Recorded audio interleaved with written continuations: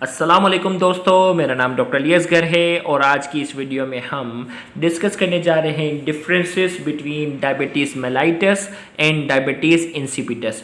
Diabetes mellitus और diabetes insipidus में क्या क्या डिफरेंसेस हैं और साथ ही साथ आज की इस वीडियो में हम ईस्ट्रोजन और प्रोजेस्टेरोन के दरमियान भी डिफरेंसेस को डिस्कस करेंगे। तो आज के इस लेक्चर को शुरू करने से पहले आपसे एक मरतबा रिक्वेस्ट करेंगे कि अगर आपने अब तक हमारे इस चैनल को सब्सक्राइब नहीं किया जो कि सिंध बोर्ड टीचिंग के नाम से है, तो काइंडली आज ही आप हमारे इस चैनल को सब्सक्राइब करें और साथ ही साथ बेल आइकन को लाजमी क्लिक करें ताकि हमारी अपलोड करदा तमाम इंपॉर्टेंट वीडियोस की नोटिफिकेशन भी आपको मिलती रहे।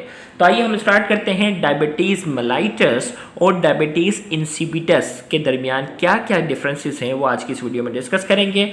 डायबिटीज़ मेलाइटस, जिसे शॉर्ट में हम डीएम लिखते हैं, is a disease of reduce insulin action. याद रखिएगा, डायबिटीज़ मेलाइटस एक ऐसी डिजीज़ है जिसमें इंसुलिन का जो एक्शन है वो क्या हो जाता है, कम हो जाता है। यानी इंसुलिन की प्रोडक्शन कम हो जाती है या इंसुलिन के रिसेप्टर खराब हो जाता है, यानी इन शॉर्ट इंसुलिन का एक्शन जो है वो कम हो जाता है। Diabetes insipidus is a disease of reduce vasopressin action, जबकि डायबिटीज़ इंसिपिडस एक ऐसी बीमारी है जिसमें वेसोप्रेसिन जो है वो अपना एक्शन सही तरीके से परफॉर्म नहीं कर पाता। याद रखिएगा, वेसोप्रेसिन का दूसरा नाम है anti diuretic hormone. Diabetes mellitus is a disease of pancreas and target cell. याद रखिएगा, डायबिटीज़ मेलाइटस की जो बीमारी का जो ताल्लुक है वो कौन से ऑर्गन से है, पेंक्रियास से, और उसके इंसुलिन के टारगेट सेल है उससे इसका ताल्लुक है। जबकि diabetes insipidus is a disease of the brain and kidney, जबकि डायबिटीज़ इंसिपिडस जो है ये बीमारी किसकी, ब्रेन की, क्योंकि ये वेसोप्रेसिन जो होता है ये हाइपोथैलेमस से प्रोड्यूस होने वाला क्या होता है, हार्मोन होता है। तो यहाँ हमने कहा diabetes insipidus is a disease of the brain and kidney. Brain से ये जो है वो उसकी प्रोडक्शन होती है जबकि किडनी पे जाकर एक्ट करता है। जबकि हमने कहा diabetes mellitus causes polyuria. Diabetes mellitus वाले पेशेंट को जो है वो पॉलीयूरिया आता है बाय ऑस्मोटिक डायूरेसिस, जिसमें जो है वो उसको बहुत ज़्यादा यूरिन आएगा, increase glucose hold and takes water out in the urine with it. अब देखो, इस बीमारी में जो है वो पॉलीयूरिया होता है, पेशाब बहुत ज़्यादा आता है। क्यों? क्योंकि ब्लड के अंदर ग्लूकोज ज़्यादा होता है। ब्लड के अंदर जब ग्लूकोज ज़्यादा होता है तो किडनी इसको क्या करती है, एक्सक्रीट करती है, यानी ग्लूकोज को कम करने की कोशिश करती है। तो ग्लूकोज के साथ साथ बहुत सारा पानी भी क्या होता है, यूरिन के जरिए बाहर चले जाता है, इसीलिए यूरिन ज़्यादा आती है। जबकि डायबिटीज़ इंसिपिडस में क्या होता है, diabetes insipidus causes polyuria by reduce water reabsorption at the collecting duct of kidney.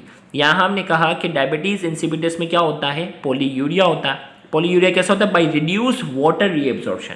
Diabetes insipidus में पॉलीयूरिया होगा by reduce water reabsorption. Water reabsorption वो नहीं कर सकेंगे at collecting duct of kidney. Collecting duct जो है ना किडनी का, जो है वो वाटर सही से एब्जॉर्ब नहीं कर पाता, क्योंकि वाटर की रीएब्जॉर्प्शन कौन करवाता है, वेसोप्रेसिन। तो वो वाटर रीएब्जॉर्ब नहीं होगा तो यूरिन ज़्यादा आएगा। Diabetes mellitus is treated with oral hypoglycaemic drugs and insulin. भाई, अगर डायबिटीज़ मेलाइटस का इलाज करना है तो हमें क्या करना होगा, ओरल हाइपोग्लाइसेमिक ड्रग्स, ऐसी दवाएं जो ग्लूकोज के लेवल को क्या करती हैं, खून में कम करती हैं, उन्हें हम कहते हैं ओरल हाइपोग्लाइसेमिक ड्रग। और दूसरा इंसुलिन। भाई, इंसुलिन या ओरल हाइपोग्लाइसेमिक ड्रग के जरिए क्या होता है, इसका इलाज होता है। जबकि diabetes insipidus is treated with synthetic vasopressin. जबकि डायबिटीज़ इंसिपिडस का अगर हमें इलाज करना है तो हम क्या करते हैं, सिंथेटिक वेसोप्रेसिन। वेसोप्रेसिन को आर्टिफिशियली क्या करते हैं, प्रिपेयर करते हैं, तैयार करते हैं और उसके ज़रिए क्या करते हैं, इसका इलाज किया जाता है। फिर हमारे पास है ईस्ट्रोजन और प्रोजेस्टेरोन के दरमियान हम जो है वो डिफरेंसेस की बात करने जा रहे हैं। Oestrogen is secreted by ripening follicle called Graafian follicle. भाई, ईस्ट्रोजन कौन सिक्रेट करता है, भाई जो फॉलिकल होते हैं ना, ओवरी के अंदर जो फॉलिकल सेल्स होते हैं उनमें जो फॉलिकल जो है वो मेच्योर हो जाता है उसे कौन क्या कहते हैं, ग्रेफेन फॉलिकल। और ये ग्रेफेन फॉलिकल क्या करता है, ईस्ट्रोजन रिलीज करता है। जबकि प्रोजेस्टेरोन कौन रिलीज करता है, progesterone is produce by the rupture follicle. भाई, फॉलिकल जब रप्चर हो जाता है इससे ओवम रिलीज हो जाता है और ये रप्चर फॉलिकल किस में कन्वर्ट हो जाता है, कॉर्पस ल्यूटियम में।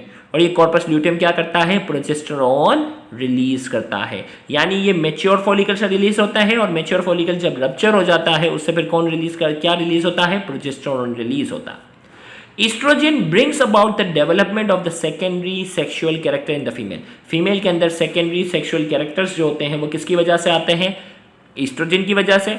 It also aid in healing and repairing of uterine wall after menstruation. menstruation के बाद ये क्या करता है, ईस्ट्रोजन जो है उसकी हीलिंग, यूट्राइन वॉल की हीलिंग और यूट्राइन वॉल की रिपेयर करने में, मेंस्ट्रुएशन के बाद यूट्रस की जो वॉल है उसकी हीलिंग और उसको रिपेयर करने में क्या करता है, ईस्ट्रोजन मदद देता है. In this way it prevents any more follicles from ripening. याद रखिएगा, प्रोजेस्टेरोन जो है ये रप्चर फॉलिकल से रिलीज होता है और ये मजीद फॉलिकल को मेच्योर होने से क्या करता है, रोकता है. It also affect the uterus causing further thickening and vascularisation of its wall. ये क्या करता है, यूट्रस पर इसका अफेक्ट क्या है, ये यूट्रस की वॉल को मजीद थिक करता है और मजीद वेस्कुलराइजेशन करता है. याद रखिएगा, यूट्रस की वॉल की थिकनिंग यानी हीलिंग और रिपेयर की जिम्मेदारी किसकी, यूट्राइन ईस्ट्रोजन की, लेकिन उसको मजीद थिक और उसको मजीद वेस्कुलराइज कौन करता है, progesterone. And other areas of the female body, female के अदर बॉडी पार्ट्स के other areas, preparing in for the maintaining state of pregnancy. और ये डिफरेंट बॉडी पार्ट्स पर जाकर एक्ट करता है और उसको प्रिपेयर रखता है, maintaining the state of pregnancy यानी प्रेगनेंसी को बरकरार रखने में हेल्प करता है. इट सप्रेसेस ओव्यूलेशन, ये ओव्यूलेशन को क्या करता है, प्रोजेस्टेरोन जो है वो सप्रेस करता है. That is why it is the major component of birth control pill. याद रखिएगा, ये ओव्यूलेशन को जो है वो सप्रेस करता है. इसी वजह से बर्थ कंट्रोल पिल का जो मेजर कंपोनेंट होता है वो क्या होता है, प्रोजेस्टेरोन होता है. तो यहाँ जाकर हमने आज के इस लेक्चर में हमने डायबिटीज़ मेलाइटस और डायबिटीज़ इंसिपिडस के दरमियान डिफरेंसेस को डिस्कस किया. साथ ही साथ हमने ईस्ट्रोजन और प्रोजेस्टेरोन के दरमियान डिफरेंसेस को भी डिस्कस किया. उम्मीद करते हैं आज का ये लेक्चर आपके लिए काफ़ी ज़्यादा इंफॉर्मेटिव होगा. Thank you very much. अल्लाह हाफ़िज़.